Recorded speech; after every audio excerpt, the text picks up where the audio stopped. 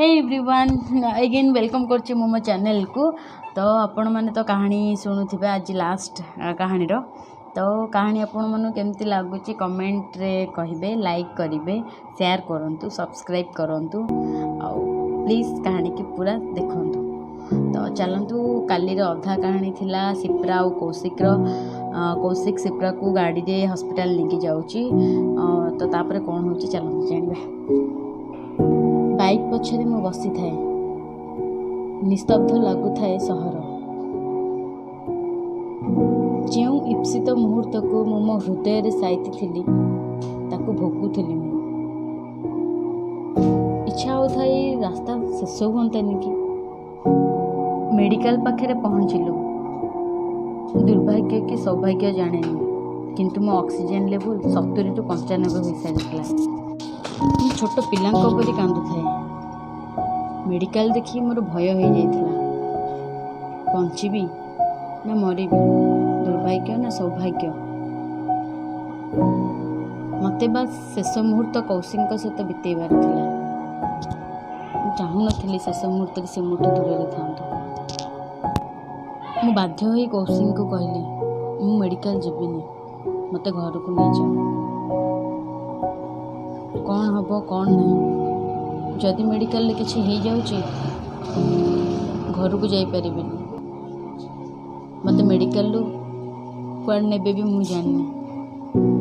बाध्य होई कौशिक को जीत करी मु कहली। कौशिक मो कथा मानी मते घर को भी नहीं आनिले। घर को आसीबा परठू प्रतिदिन संध्या रे कौशिकर मोर छात उपरे बसी पुराणा गीत सब शुणु।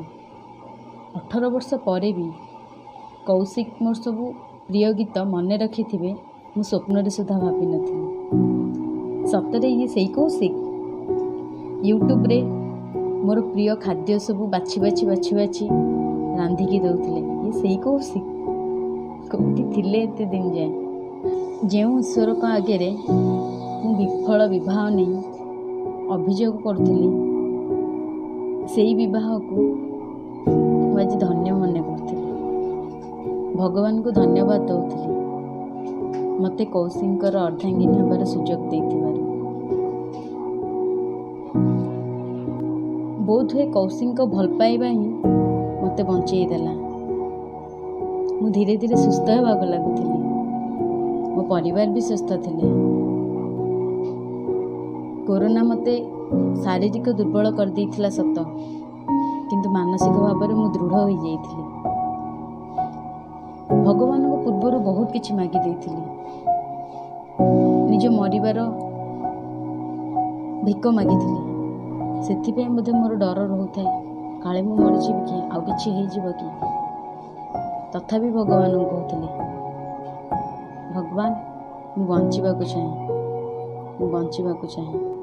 किंतु कौशिक को भल पाइबा बोधुए मते फेरे आनिथिला। तो क्षुद्र गल्पटी शेष हो जाइछि।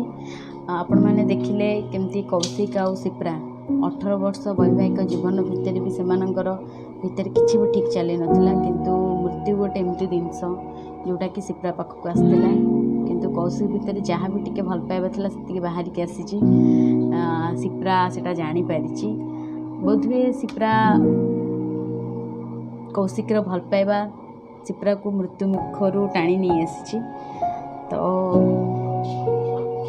देखिले भगवान सिप्रार कथा शुणिले, ताको गोटे चांस देले। कौशिक आ सिप्रा हापी एबे खुशी रहे। 18 वर्ष जिते दुख करथिले दी जण आक आगु को सेते सुख करिवे। तो आपण मानकू कहानीटा केमती लागिला मते कमेंट्स रे कहिबे। आउ जदि नुआ कहानी किछि चाहूचंती एमती मु नुआ नुआ कहानी आने तो सेटा भी कमेंट रे कहंतु, नल जानि परिबिनी। Please please please please please मो चैनल को like, comment, share and subscribe करंतु, प्लीज करंतु। आउ वीडियो देखि कि केमती लागिला सेटा जणांतु। Thank you thank you thank you thank you thank you to all. Bye bye.